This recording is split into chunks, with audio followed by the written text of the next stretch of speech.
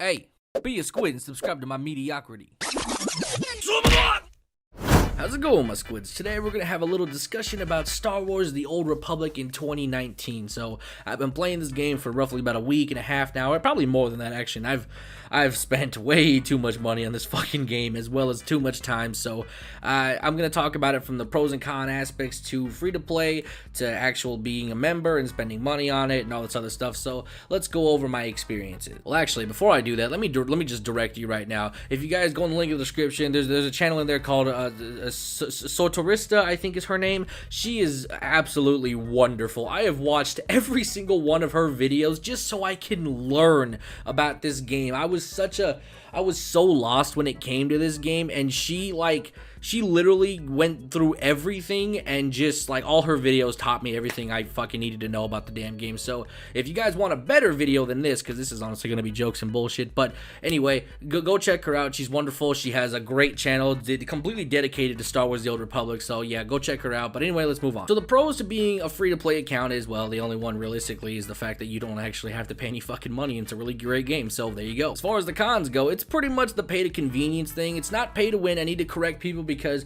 there are a few games that legitimately are pay to win, and let me just say this: Star Wars is not one of them. At first, I really thought it was, because there's a few things in there that really ticked me off where I was like, what? You can't wear this kind of gear unless you're a member? What do you mean I can't wear epics? What do you mean I can't wear legendaries? What do you mean? But then I was like, oh, the free to play experience is basically just kind of like a single player MMORPG, if that makes any kind of sense.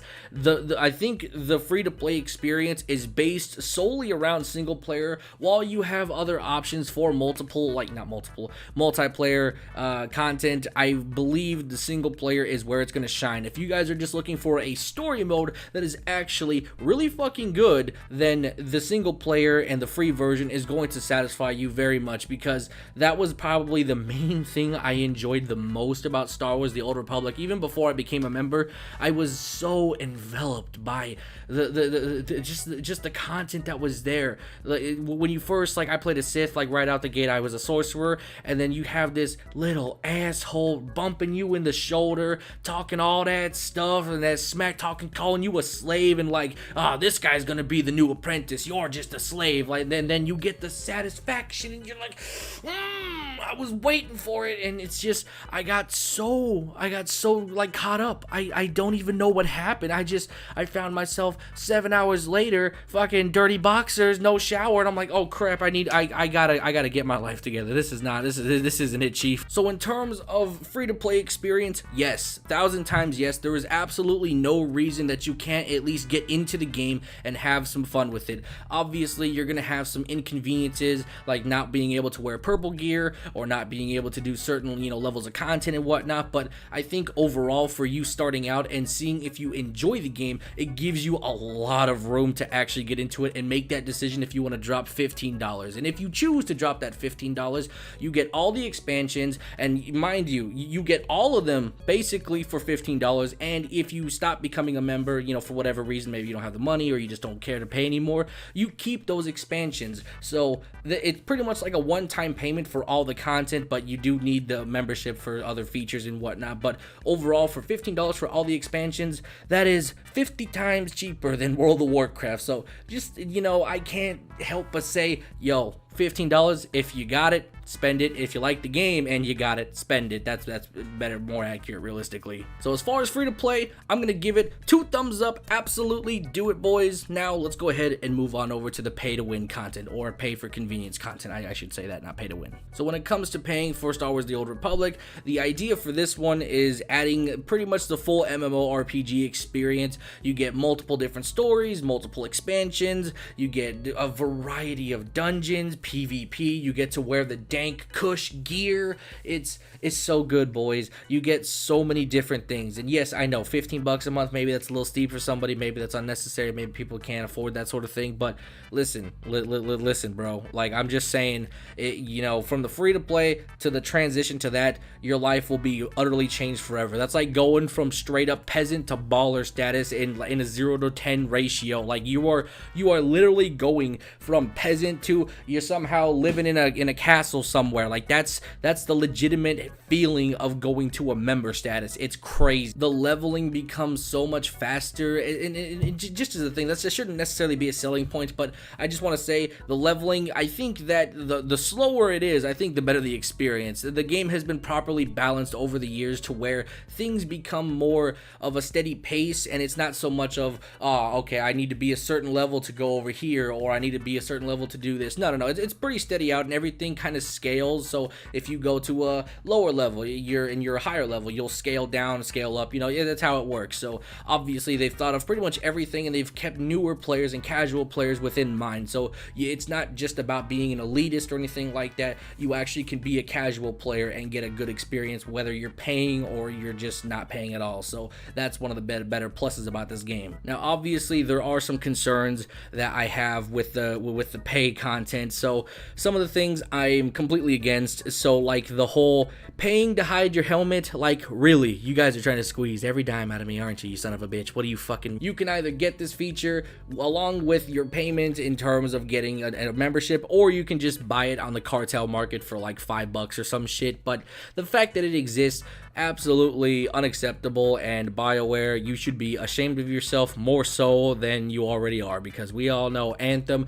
is in the toilet. I mean, realistically, that's kind of the only complaint I had. I just thought that was so stupid that I, like, when I first saw it, I was like, are you fucking kidding me? You want me to pay money to hide my helmet? And it's like, you bitch. And just as kind of a side note, when it comes to cosmetics, I see you, alright? I see you, BioWare. You purposely make a lot of the armor sets absolutely disgusting, so that way you think I'm gonna buy cosmetics. Well, you're fucking right. I am not gonna be seen like a goddamn goblin. What are you, crazy? I hate it so much. They made the costumes literally so fucking ugly, or not the costumes, but like the actual like in-game armor that you get off of your gear. They made the armor so goddamn ugly that like you legitimately can't help it. Like you're like, I can't look at these cutscenes with my ugly ass character. I can't do it. So it's like, that was already like, they got me instantly, like fucking that. Like I saw the cowboy outfit, I saw the gladiator outfit, I saw the Django Fett shit. I'm like,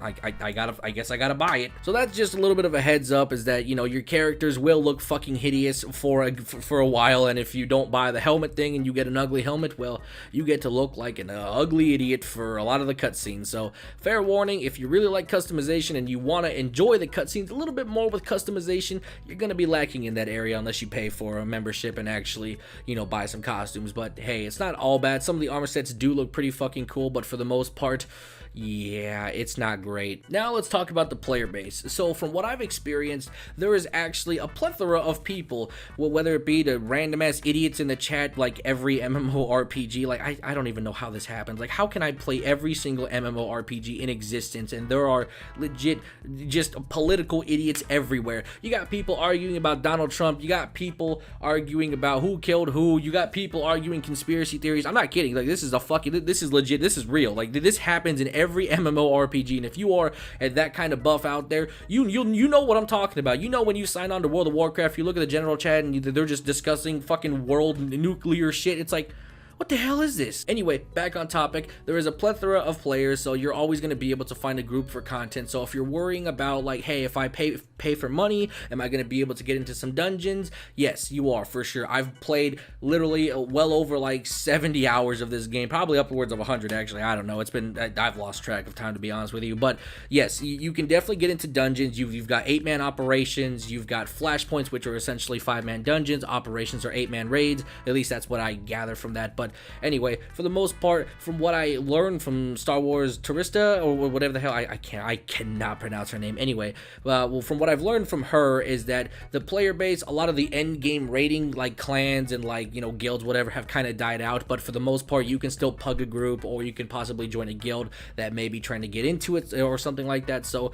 it's still alive, it's still beating. It's not a dead game like DC Universe. And if you bought a membership in DC Universe, I feel so bad for you, because that game is dead as fuck.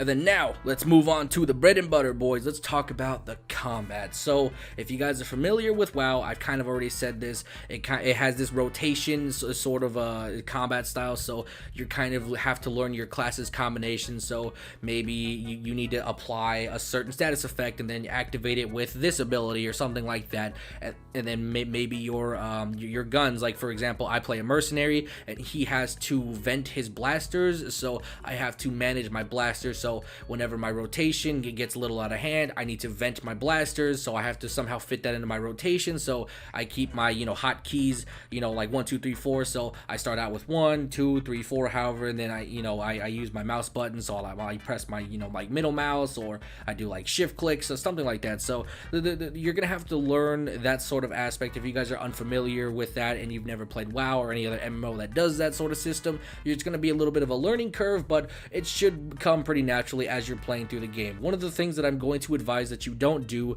is just instantly make a level 70 character and just book it. Right now they have a sale going on where you can buy level 70 characters, but I don't recommend it. Not because it's a bad purchase, at least if you're going to do it, don't play it right away, because you're going to hinder your teams like dungeons and raids so badly because you have no idea what you're doing. And I'm telling you this from personal experience. I bought multiple level 70 characters. I think I have 3 or 4. I can't remember. I spent like way too much fucking money, but I bought a lot of them, and I literally logged on to each and every single one of them, and I ended up just fucking my team so much because I didn't know how to heal, I didn't know how to tank, I didn't know how to DPS properly, I didn't know the mechanics of the boss fights. So if you are going to purchase a high level character, I don't recommend that you play it right away. I highly recommend to the max you play through the characters thoroughly and learn your classes ins and outs, and then if you feel comfortable enough, you understand the mechanics, then look up a guide, make sure you understand how, like, what ability does what's your rotation, what's this, what's that, and then move forward with that class. Don't just jump right into it and just do a dungeon, because you will actually hinder everyone and they will get mad at you. Believe me, the Old Republic, these motherfuckers have no problem telling you that you're an idiot, so just keep that in mind.